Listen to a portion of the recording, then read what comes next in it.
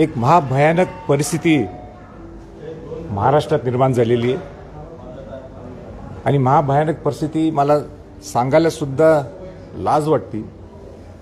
ती म्हणजे बीड पॅटर्न हे बिहार पॅटर्न सारखं करायचं आहे का, हा प्रश्न विचारण्याची वेळ आलेली आहे.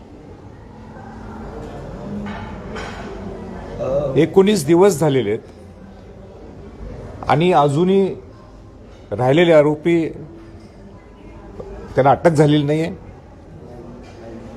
त्यांचा मोरख्या वाल्मिक कराड हा कुठं पळालाय, ह्याला अजून का पकडलं गेलं नाही आहे. नुसता मोका लावतो म्हटलं विधान भवनाच्या पटलावर, असं चालणार नाही.